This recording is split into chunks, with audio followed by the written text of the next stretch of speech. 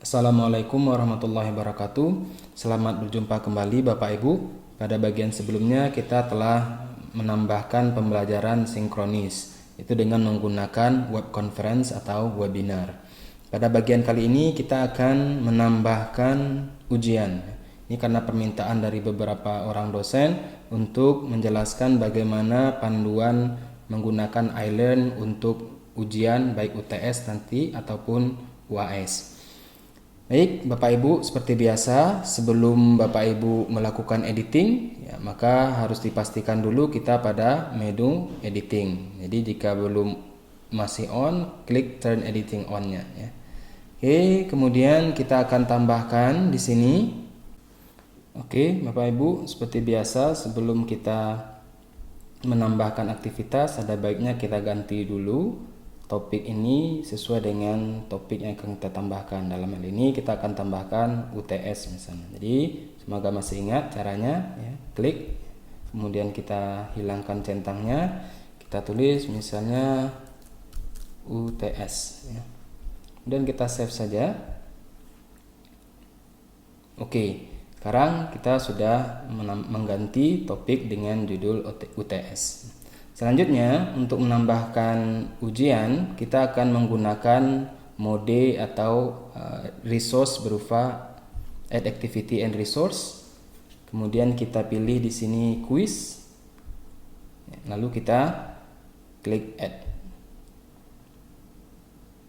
Nah, di sini kita akan diminta memberikan nama dari kuisnya. Boleh kita berikan namanya misalnya ujian tengah semester ya.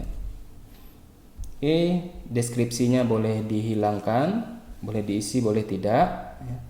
Kemudian kita akan mengatur, karena ini adalah ujian UTS, mungkin Bapak Ibu ingin memberikan rentang waktu ya, misalnya apakah 30 menit ataupun 90 menit. Nanti kita akan mengaturnya di bagian timing. Silakan klik timing, kemudian ini Bapak Ibu bisa tentukan tanggalnya serta limit jamnya.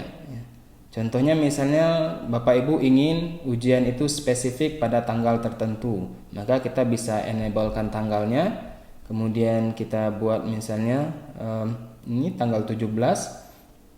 Kemudian boleh supaya bisa digunakan saya mundurkan tanggalnya. Nanti kalau Bapak Ibu sesuaikan saja dengan kebutuhannya. Jadi ini kapan ujiannya mulai bisa diakses, kemudian kapan ujiannya terakhir bisa diakses. Untuk pembelajaran daring biasanya kita bisa menggunakan yang sinkronis ataupun yang asinkronis. Kalau yang sinkronis tentunya kita menggunakan hanya 1 hari saja. Kalau asinkronis biasanya kita bisa memberikan waktu, misalnya dalam rentang waktu 4 hari mahasiswa bisa mengerjakan UTS-nya kapan saja dalam rentang waktu 4 hari tersebut ya.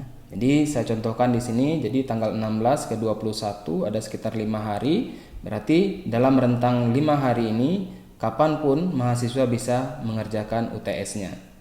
Kemudian juga kita bisa berikan time limitnya ya. Artinya berapa lama kita ingin mahasiswa ini mengerjakan tugasnya atau mengerjakan UTS-nya. Sini saya buat misalnya 75 menit. Artinya dalam 75 menit tugas ini harus selesai dilaksanakan. Oke, kemudian pengaturan lainnya ini kita abaikan saja. Oke, untuk pengaturan selanjutnya kita mengatur grade-nya atau penilaiannya. Di sini kita bisa menentukan apakah mahasiswa itu bisa misalnya berapa kali mahasiswa itu bisa diperbolehkan untuk mengikuti atau mengulangi ujiannya. Di sini ada pilihan unlimited, artinya mahasiswa boleh mengerjakan tugasnya berkali-kali ya, sampai nanti diambil nilai tertinggi ya. Kalau untuk ujian ada baiknya kita ambil 1 kali saja, kemudian nanti otomatis dia akan ambil nilai yang terakhir, karena 1 kali berarti 1 kali saja. Kita save saja, save and return to course. Oke, kita sudah berhasil menambahkan bucketnya atau menambahkan tempat soalnya, tapi soalnya belum kita tambahkan karena kita baru menentukan kuisnya atau tempatnya. Ya, sekarang kita akan tambahkan. Ya, kalau Bapak Ibu buka sekarang, ya maka akan ada pernyataan bahwa tidak ada pertanyaan yang ditambahkan atau tidak ada instruksi yang ditambahkan untuk ujian ini. Ya. Untuk menambahkannya kita cukup klik edit quiz. Kemudian di sini karena kita belum punya soal, maka kita belum bisa menambahkan soal. Biasanya kalau Bapak Ibu yang nanti kalau sudah advance, biasanya ada semacam bank soal. Jadi nanti kalau sudah ada bank soal, kalau mau membuat soal cukup dipilih saja soalnya. Ya, tapi karena kita belum punya bank soal di sini, maka kita bisa tambahkan dengan menu add, kemudian kita pilih a new question. Ya. Nah, di sini ada beberapa jenis soal yang bisa kita tambahkan. Ya. Oke, untuk bagian pertama ini kita akan menambahkan mungkin yang paling sering kita lakukan, yaitu adalah soal berupa jawaban esai. Ya. Oke, kemudian kita add. Ya, di sini sudah ada kategori soalnya, namanya, nama soalnya. Misalnya ini soalnya adalah soal esai. Lalu kita bisa menambahkan beberapa buah pertanyaan di sini. Misalnya saya pakai ini saja, ya, bulletnya. Ya.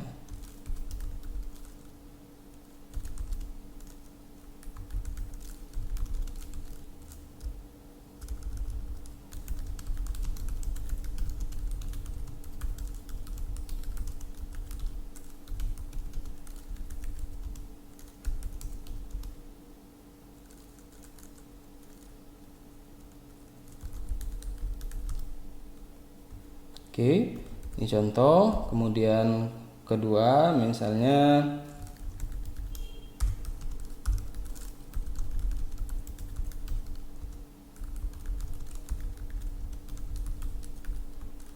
oke, ini contoh saja soalnya. Nanti bisa ditambahkan sebanyak mungkin oleh Bapak Ibu. Kemudian di sini bisa diberi bobot nilainya berapa kita mau. Kalau soalnya misalnya ada 10, mungkin kita bisa beri bobot nilainya 100 ya. Atau 10 juga boleh ya. Ini rentang mark saja. Kalau seandainya semua jawabannya betul, maka nanti nilainya kita kasih 100 atau 10 ya. Kemudian feedback boleh diberikan, feedback boleh juga tidak.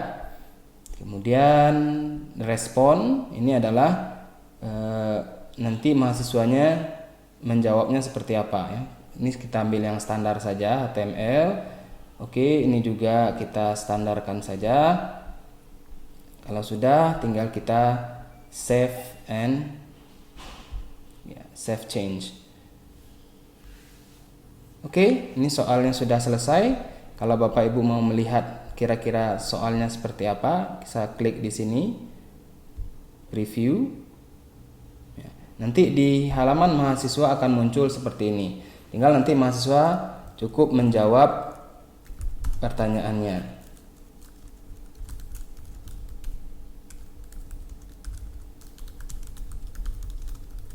Ya, ini contoh jawaban yang akan ditambahkan oleh mahasiswa nantinya. Ya. Kalau sudah, nanti mahasiswa akan klik submit and finish. Ya. Sekarang kita close saja preview. Oke. Ya, berarti Bapak Ibu sudah menambahkan satu soal ya, dengan beberapa butir soal lainnya. Kalau sudah, tinggal kita save saja. Ya, ini boleh kita ganti nilainya jadi 100 boleh. Oke. Sekarang kalau sudah tersimpan, artinya soal ini sudah bisa diakses oleh mahasiswa. Sekarang kita coba kembali ke bagian depan. Oke, kita lihat di ujian tengah semester. Klik. Ya, sekarang sudah berbeda tampilannya karena sudah ada soalnya. Nanti mahasiswa akan klik attempt quiz seperti ini, maka dia akan mengerjakan tugasnya.